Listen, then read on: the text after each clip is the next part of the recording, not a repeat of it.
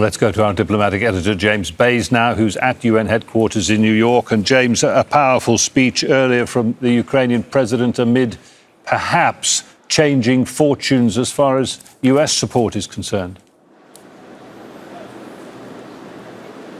Yes, I mean, this week in New York, you always get all of these speeches from the world leaders, and clearly the highlight at the moment is Ukraine. But as well as the speeches, there's all the diplomacy going on behind the scenes and real movement on Ukraine in recent hours. Let's discuss this further with the European Union's High Representative for Foreign Affairs, Kaja Kallas, effectively the European Foreign Minister is what that title means. A complete U-turn by Donald Trump. He says Ukraine can take back all of its territory and Russia is a paper tiger.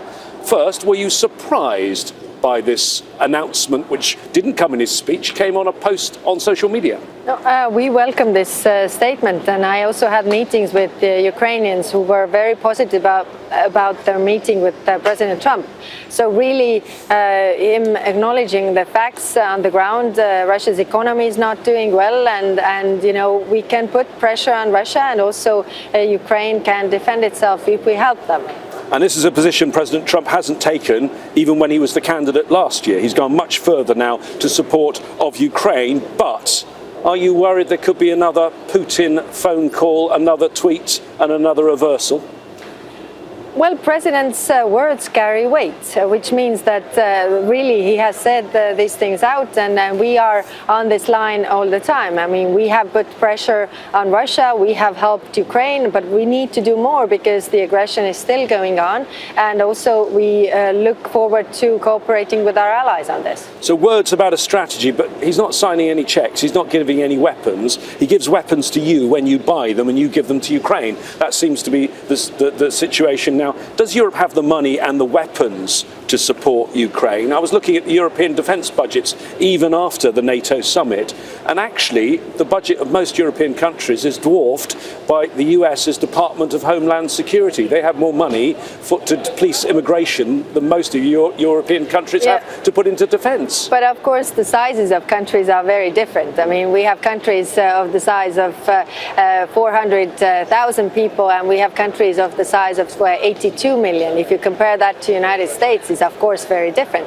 But what is important, we have put a lot of funding on the table, helping our member states to do more to invest in defense and also help Ukraine. I think this is vital. Everybody is saying that Ukraine's security is also European security, and we are trying to do as much as we can. And we also welcome other allies from other parts of the world doing the same.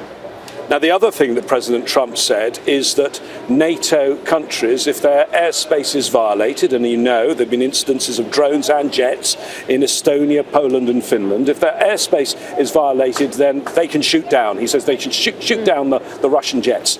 That's a very dangerous scenario, is it not? No, I mean, what is dangerous is that Russia is going further and further. I mean, we see the incursions in Estonia, Poland, Romania. We see different attacks on cyber attacks on European countries. We see Russia going further all the time because it depends on our response. And I just, if there's a call for NATO countries, then the United States is also a NATO country. We have a collective alliance of defense, which means that attack on one is attack on all, and we are all in this together. In terms of the big direction of the Ukraine war, though, it's all very well what President Trump has said. If you actually look at the battlefield, yes, it's slow, but it's a slow Russian advance, isn't it? They do take territory. Every month there's a little bit more taken by Russia. They're winning effectively. Well, considering how long this has been going on, I mean, they haven't won the war, and these battlefield successes come with a huge cost. If you think how many people on their side will get killed as well.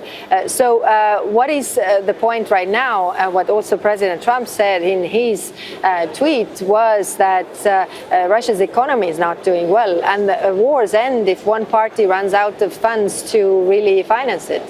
Okay, and now I want to pivot to another issue, because you are one of those negotiating with Iran on Iran's nuclear deal and that snapback, all the sanctions from the 2015 deal snapping back into place on Saturday if you don't come up with a deal.